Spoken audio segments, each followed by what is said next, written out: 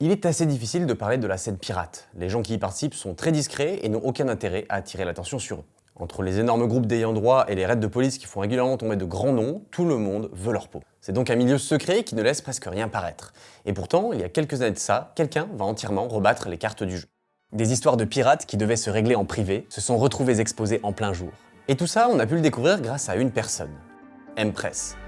Une figure de la scène avec un ego surdimensionné, très controversé, mais également très douée. Car elle fait tomber les protections les plus avancées en matière d'anti-piratage de jeux vidéo, dont la fameuse protection des nouveaux, celle que presque personne n'arrive à craquer. Personne ne sait qui se cache derrière Empress, ni même pourquoi elle fait ça. Mais ce qui est certain, c'est qu'elle fait trembler aussi bien les studios de développement de jeux que les pirates depuis 4 ans. Alors, qui est Empress ? Mais avant de savoir qui est Empress, on va découvrir ensemble qui se cache derrière Swiss Transfer. Un site vraiment bien, oui, même si je suis payé pour vous en parler. Vous pouvez transférer à n'importe qui des fichiers jusqu'à 50 Go facilement, rapidement et de façon sécurisée. Le tout sans aucune pub et même la nécessité de créer un compte. Et tout ça gratuitement. Mais qui peut proposer un truc aussi bien ? Alors on a enquêté et on a trouvé qui se cache derrière cette merveille. Ok, c'était simple vu qu'ils soutiennent cette vidéo, donc merci beaucoup à Infomaniac. Infomaniac, c'est la meilleure alternative éthique pour ne plus dépendre des GAFAM. Non seulement ils proposent énormément de services de productivité ou encore de stockage cloud, mais en plus tout est super clean. Ils ne s'amusent ni à analyser vos données, ni à les revendre. Et ça, même si le produit est gratuit. Ça fait du bien. Ils sont basés en Suisse depuis 30 ans, ils sont complètement indépendants et ils revendiquent plus d'1 million d'utilisateurs en Europe. Alors vous voulez des solutions d'hébergement cloud, des adresses mail pour votre entreprise, des solutions de drive et des outils de productivité ? Eh bien, ils font tout ça, et très bien. Et ils essaient de le faire en limitant au maximum leur impact environnemental. Pour ne citer qu'un exemple, La chaleur générée par leur nouveau data center est entièrement réutilisée, et ça c'est très malin. bref, allez checker tout ça, c'est en description. En tout cas, nous on aime beaucoup, et merci à Infomaniac de soutenir notre chaîne. Et maintenant, revenons-en à nos histoires de piratage. Tout débute avec un pseudo mystérieux sur le subreddit Crackwatch, dédié au piratage de jeux vidéo. Un certain C05 vient d'annoncer la release d'un nouveau crack, celui de Conan Exiles, le 15 février 2020. Et contrairement aux nombreuses releases qui sont annoncées régulièrement, la communauté est en feu. Non pas car ils sont particulièrement fans de Conan Exiles, même si je suis sûr que c'est un excellent jeu, mais plutôt car il était protégé jusqu'alors par des nouveaux. Une protection anti-piratage qui depuis 2014 cause beaucoup de tort aux pirates, tant elle est complexe à déjouer. Très peu y sont parvenus et ils se comptent à peine sur les doigts d'une main. Alors quand un nouveau nom fait son apparition sur la scène, tous les yeux sont braqués sur lui. Mais plutôt que de juste le remercier, voire de carrément l'idolâtrer, ses réditeurs vont aussi et surtout le mettre en garde. Reste entièrement anonyme. Ne te fais pas avoir comme Voxy. Voxy. Bon, faut que je vous en parle. Avant C05, sur la scène des nouveaux, il y avait un petit gamin bulgare surdoué. C'est lui là, en train de craquer des nouveaux en live. Et des nouveaux, eh bien c'est l'une des protections les plus performantes du moment dans l'industrie du jeu vidéo. Rien que ça, mais on y reviendra un peu plus tard. Et c'est donc ce gamin là qui est en train de péter ça en direct, comme si c'était tout à fait normal. Et il prend des risques énormes à faire ça. Mais lui, il en a rien à carrer, il veut juste flex un coup et partager ce qu'il sait faire. Voxy, c'est un gars extrêmement accessible d'après les gens du milieu. Il répond à tous ses DM, il traîne sur Discord, c'est juste un gosse doué qui n'a aucune envie de se planquer. Lorsqu'il poste des releases de jeux sur Reddit, c'est sur son propre compte perso. Aucune tentative de réellement se cacher plus que ça. Et il évolue également avec un groupe qui parlera peut-être à certains d'entre vous, Revolt. Mais vous vous en doutez, s'attaquer à l'industrie du jeu vidéo qui pèse des milliards et à ses protections, et surtout de façon pas anonyme, c'est un peu comme signer son arrêt de mort. Alors sans trop de surprise, Voxy va recevoir de la visite chez lui en Bulgarie en 2018. Celle d'une unité spéciale anti-cybercrime qui vient l'arrêter et mettre fin à ses manigances sur la requête d'Irdeto, la maison mère de Denuvo. Il saisit alors tout son matos et lui indique qu'il devra se présenter au tribunal par la suite. Et avec cette arrestation, c'est l'un des piliers de la scène anti-Denuvo qui s'effondre du jour au lendemain. Voxy n'a alors que 21 ans, poste un tout dernier message sur Reddit et explique qu'il ne pourra donc plus jamais faire tout ça. Et qu'il espère malgré tout que quelqu'un reprenne le flambeau un jour. Et 2 ans plus tard, sorti un peu de nulle part, voilà donc notre nouveau challenger, C05. Mais il semblerait qu'il a déjà bien saisi l'importance de se planquer proprement. Contrairement à Voxy, rien ne semble déborder de son profil. Il n'y a que ce post qui annonce la release du crack, désormais disponible à tous en torrent, des adresses de donation en bitcoin et un message qui donne de l'espoir à tout le monde. Je prévois de craquer uniquement du dé nouveau. Et pour le coup, il ne va pas y aller à moitié. En seulement quelques jours, C05 publie 4 nouveaux jeux craqués, dont un DLC de Total Warhammer 2 ou encore Bus Simulator 18, car pourquoi pas. Autant de jeux qui comptaient sur des nouveaux pour ne pas se faire poutrer. Le 3 mai 2020, C05 publie son tout dernier crack, La Terre du Milieu. Il y indique que c'est la dernière fois qu'il postera sous ce nom et que tout ça n'était que le début. Désormais, il postera sous un nouveau nom, Empress. Et quelques heures plus tard, Empress apparaît bien sur le subreddit, avec un nouveau crack. Cette fois, c'est Soul Calibur 6 qui lui aussi est protégé par des nouveaux. Mais il y a une subtilité assez importante, car ce n'est pas juste un crack de plus à la liste. C'est le crack d'un jeu qui tourne sous la version 5 de Denuvo, et qui est donc bien plus sécurisé. Enfin, ça, c'était jusqu'à ce qu'Empress mette la main dessus visiblement. Et donc tout le milieu pète son crâne en voyant que quelqu'un a bien repris le flambeau. Mais avant d'en arriver à la suite d'Empress, qui va casser tous les codes du milieu, revenons un petit peu en arrière, à la création de cette nouvelle technologie qui fait tant parler, Denuvo. À l'instar des pirates qui font tout pour rester discrets, Denuvo a su faire profil bas durant toutes ces années. On en sait peu sur l'historique de la boîte, sur quels jeux sont protégés ou même sur le fonctionnement de leur solution. On sait juste que c'est une boîte autrichienne, issue de l'acquisition de Securom, une autre boîte de protection appartenant à Sony. Securom crée des solutions pour éviter que l'on puisse copier un CD illégalement. Alors pour pirater un jeu à l'époque, il fallait faire croire au jeu que le CD légal était inséré dans votre machine. Et à partir de là, les protections sautaient. Mais les jeux CD, ça disparaît assez vite au profit du dématérialisé. Il faut donc trouver vite de nouvelles solutions pour coincer les pirates. Bienvenue donc dans le monde merveilleux de la gestion des droits numériques, ou DRM en anglais. Et c'est donc en 2014 que Denuvo fait sa grande apparition, a priori en premier sur les copies de FIFA 15, puis de Lords of the Fallen et de Dragon Age Inquisition. Et assez rapidement, la communauté pirate découvre alors au grand jour cette nouvelle protection, Denuvo. Au début, ils se disent que c'est juste une protection de plus parmi toutes les autres qui se font déjà poutrer.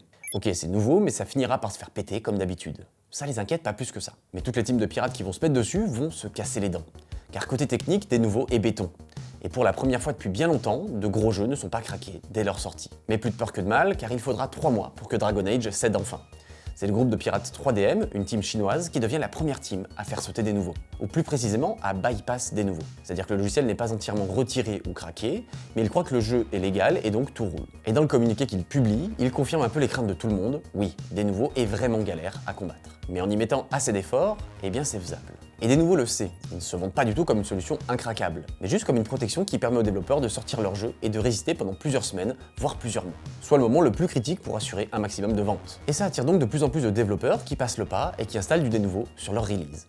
Et ça forcément, ça commence à faire chier pas mal de gens. Car Denuvo, comme tous les DRM du marché, pose beaucoup de questions. Est-ce qu'on possède vraiment les jeux qu'on achète? Qu'est-ce qui se passe si la techno n'est plus mise à jour? Pourquoi je devrais absolument avoir une connexion internet pour un jeu qui se joue hors ligne?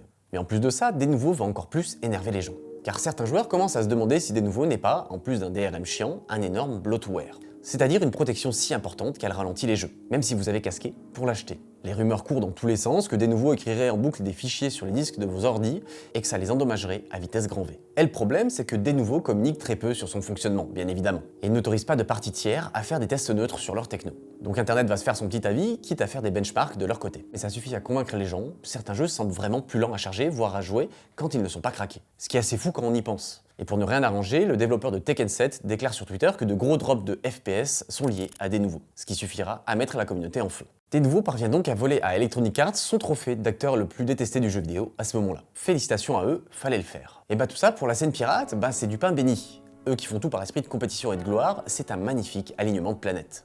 Car ceux qui feront tomber le plus de jeux Denuvo seront les meilleurs. Et c'est donc une véritable course à l'armement à laquelle vont se livrer toutes les teams de l'époque. En 2015, 6 jeux Denuvo tombent au combat, dont Battlefield Hardline ou encore Mad Max. Et c'est surtout la team italienne Conspiracy qui va tout particulièrement s'illustrer, car elles vont réussir à faire plier Metal Gear Solid 5 en seulement 6 jours.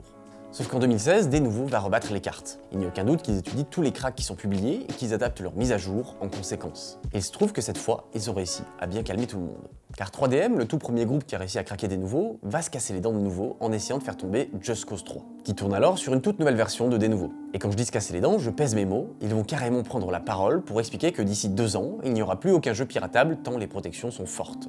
Ce qui n'est pas rien à annoncer quand on est une team de pirates qui a un ego et une réputation à tenir. Et preuve que c'est pas des paroles en l'air, 3DM annonce également qu'il raccroche les gants après tout ça. Le jeu n'en vaut plus la chandelle et il faut déployer bien trop d'efforts pour craquer ne serait-ce qu'un seul jeu. Et l'autre groupe en vogue à ce moment-là, Conspiracy, ne semble plus rien sortir sur Denuvo. C'est le silence radio complet. Alors, est-ce que Denuvo va enfin venir à bout de la scène pirate? Réponse non, sinon la vidéo serait bien plus courte. Et pour les gens du passé en 2016, un peu quand même.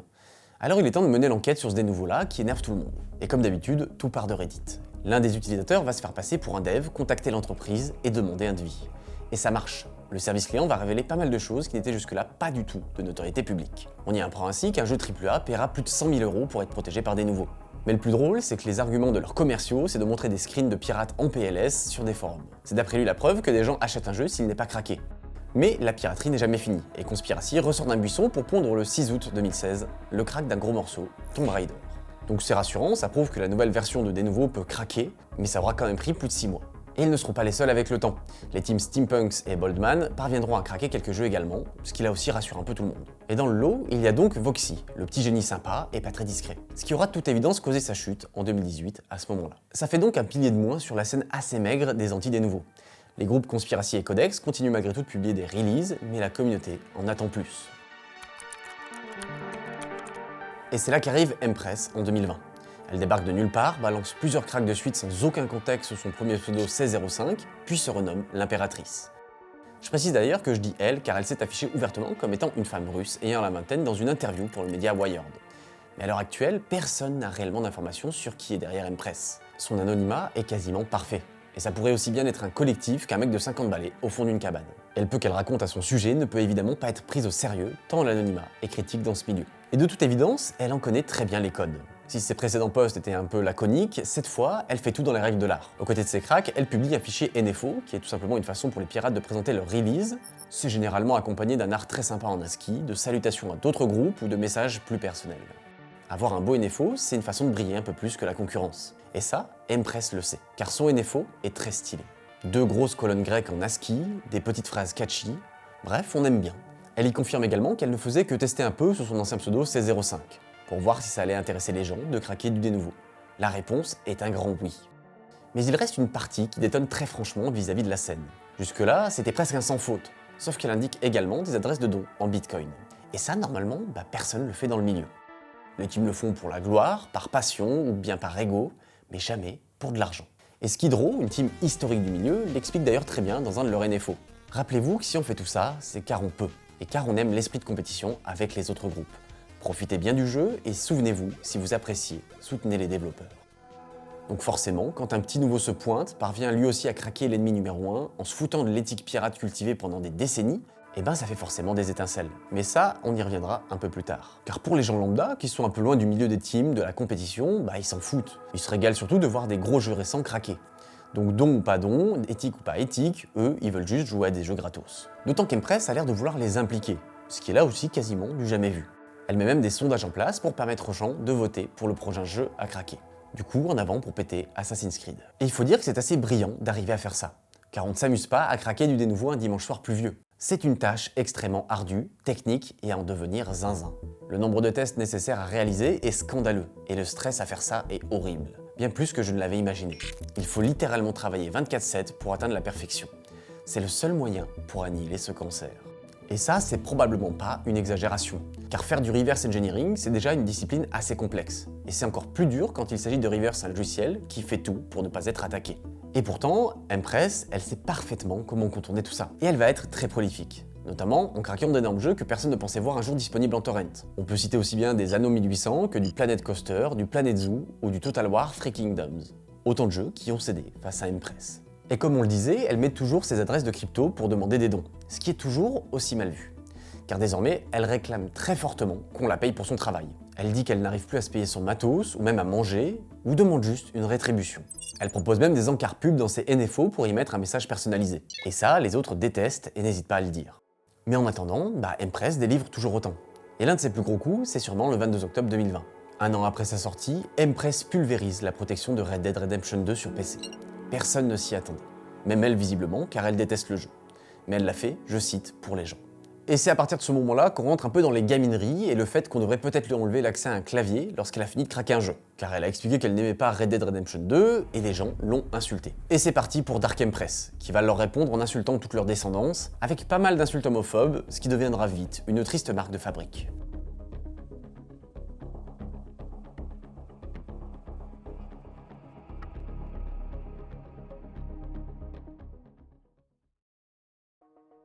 Bon, c'est indéniable, Empress est un ovni dans le milieu. Elle est très douée, très énervée et réclame de l'argent tout en craquant des jeux qu'elle déteste. Mais alors, qu'est-ce qu'elle a à y gagner? Alors, à l'écouter, elle devrait pouvoir vivre de ce travail. Mais chaque personne de la scène a un travail à côté, lié ou non à leur capacité. Mais Empress veut de l'argent, alors elle va changer de technique. Plutôt que de demander juste des donations, elle va permettre carrément aux gens de payer 500 $ pour choisir le prochain jeu à craquer. Ce qui est sûrement encore pire du point de vue de l'éthique pirate, mais elle en a rien à foutre. Et on est d'accord, 500 $, ça reste dérisoire vu le taf abattu, mais elle veut juste, je cite, être rétribuée pour son travail et que personne ne mérite de souffrir autant si tout le monde en profite. Certains en viendront à se dire que ce modèle économique est une très mauvaise idée. Et pour cause, qu'est-ce qui empêcherait un studio mal intentionné de payer 500 $ à Empress pour craquer un concurrent?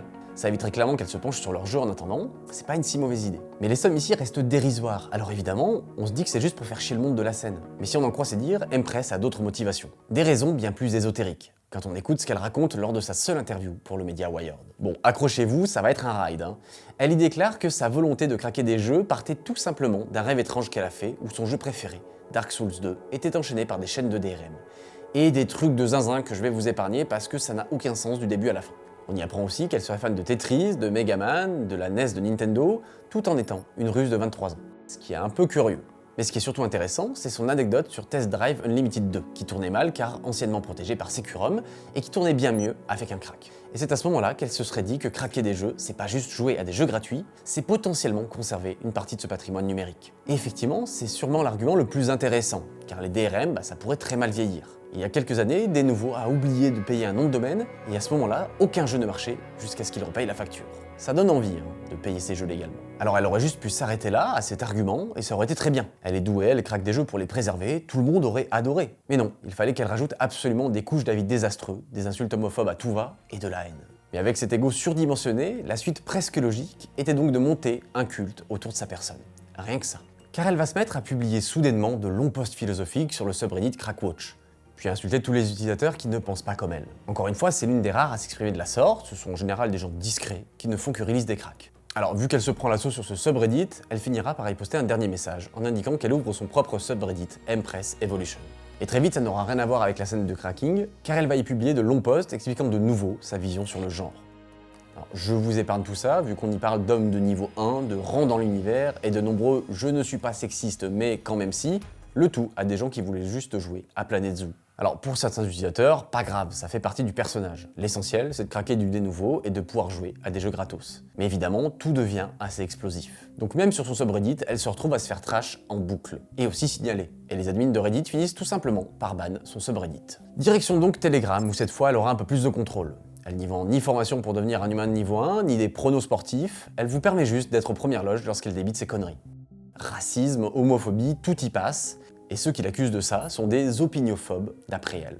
Et pour ceux qui en veulent plus, pas de problème. Il y a aussi un Telegram privé dont l'accès sera payant. À 1000 $ l'entrée tout de même. Et visiblement, là-bas, ça philosophe un max.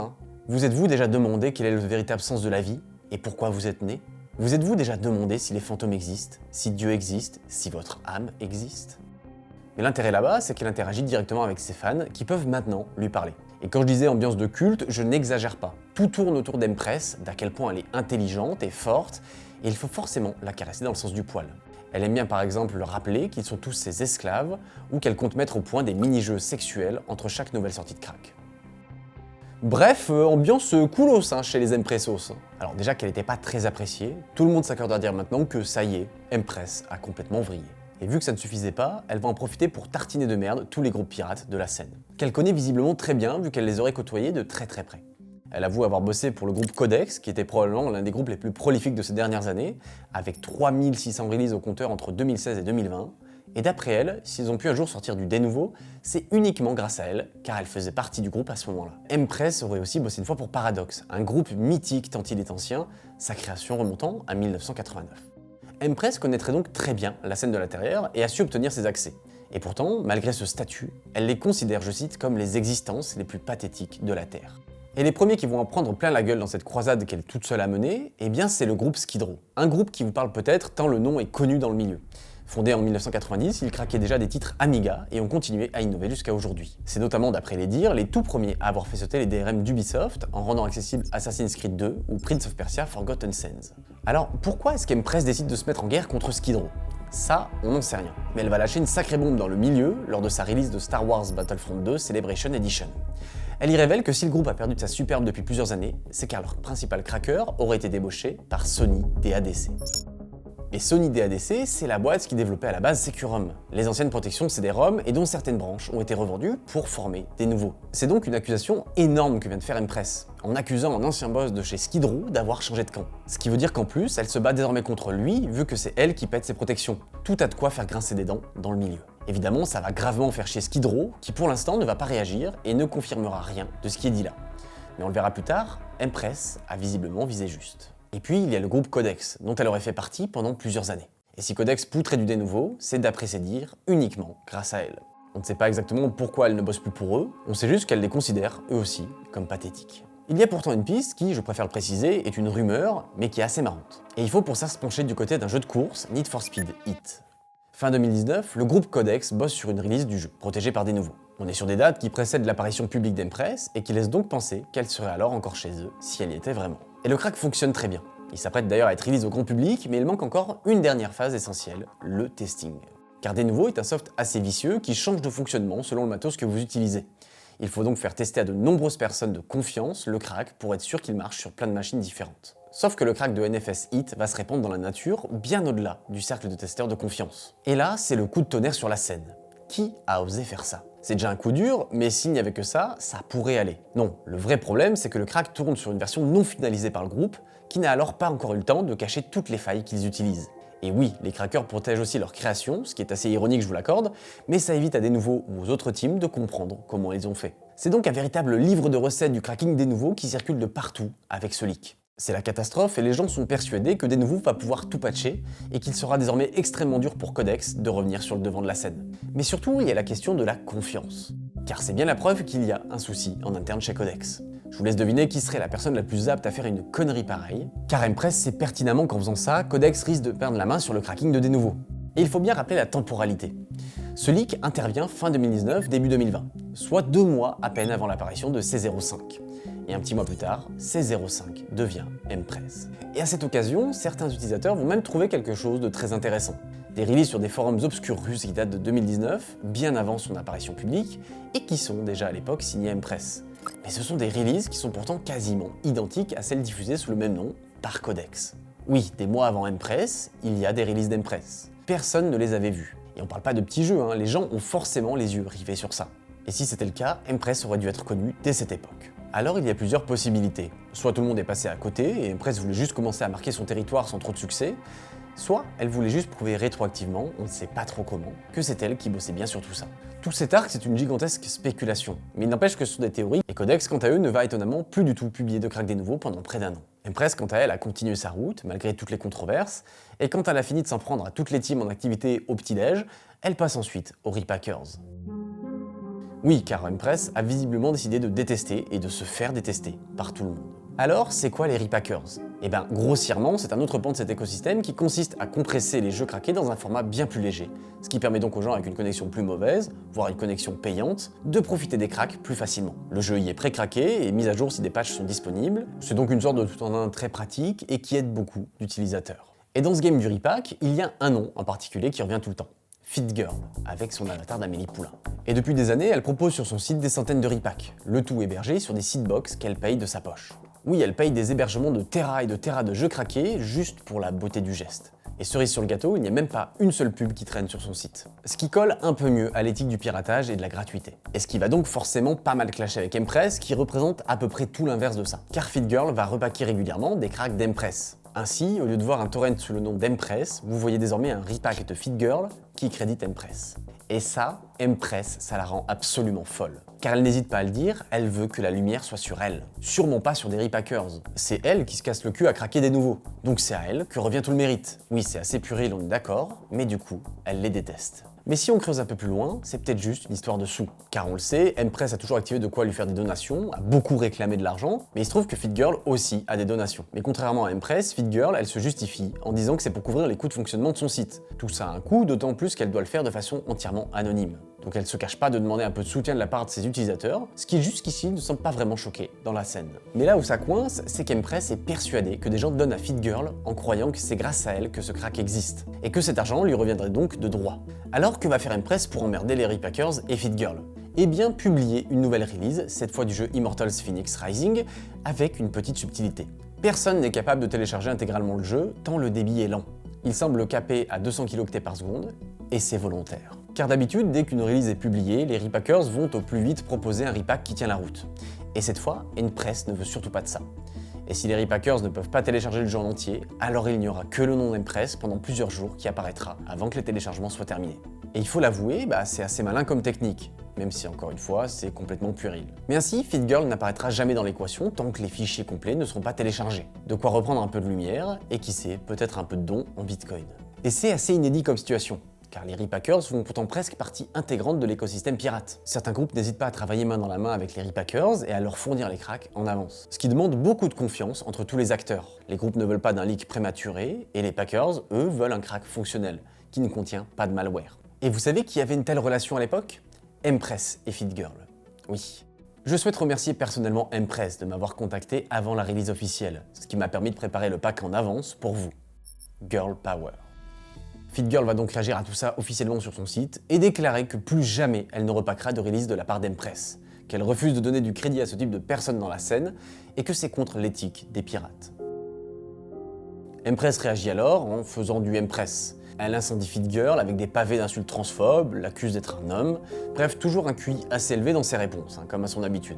Partout où Empress passe, elle crée un sacré bordel.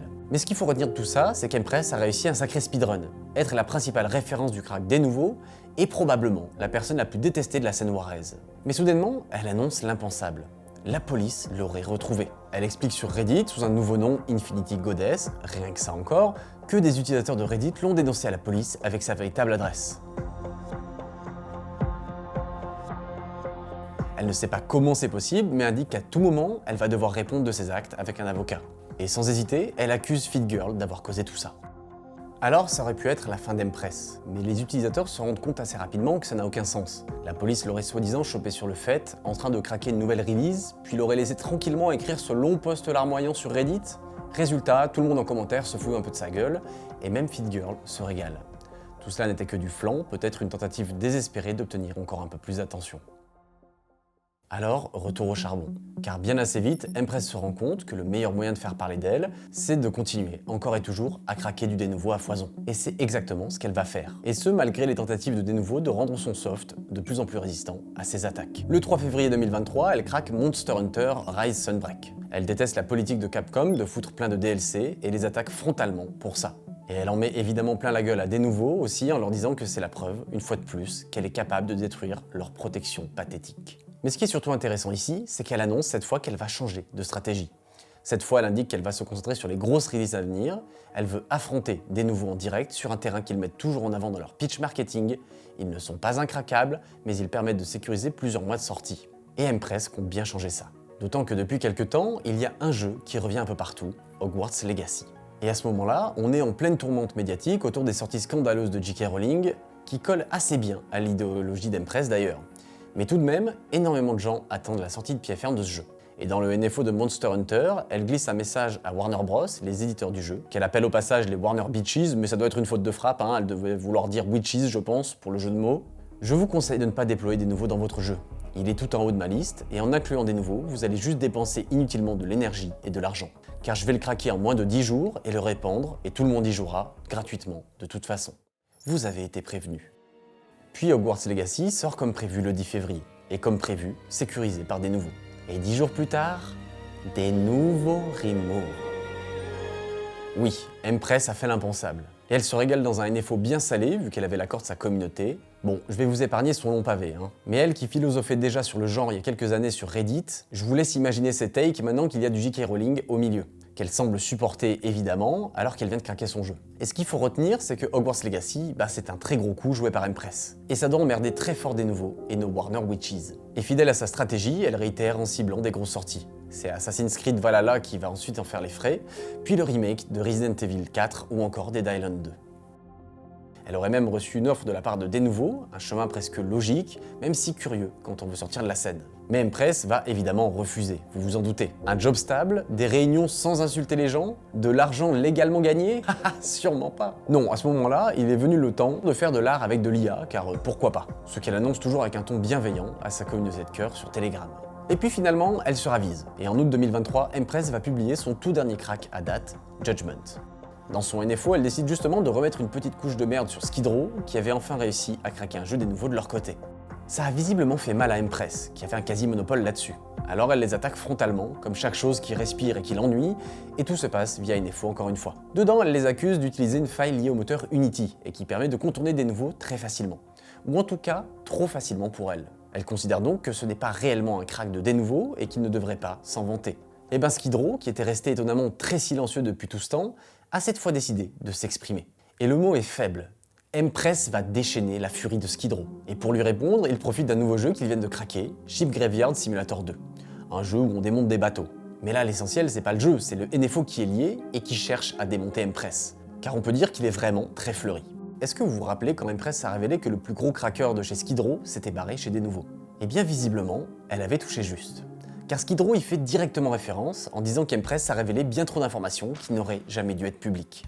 Et pour se mettre à son niveau, il n'hésite pas à l'insulter copieusement, on vous passera les détails, mais surtout ils vont aussi révéler une info qui ne devrait pas être publique, l'identité d'Empress. Et c'est ainsi qu'ils accusent Empress d'être ni plus ni moins que Voxy.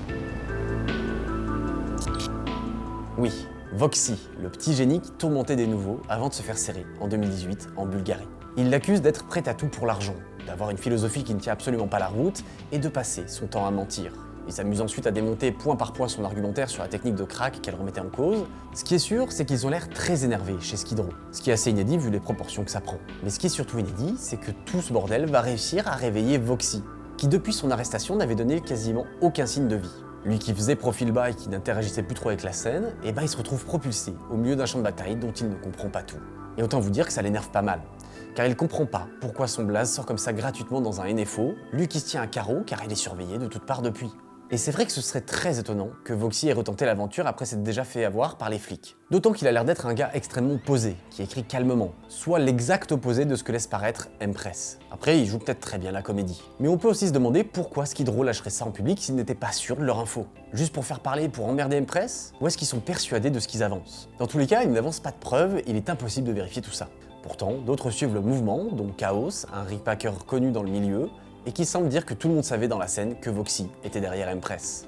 Alors vous connaissez maintenant Empress, et vous imaginez bien qu'elle doit être absolument hors d'elle et qu'elle a dû les allumer en public. Eh bien non. Depuis ça, c'est silence radio sur les ondes depuis des mois.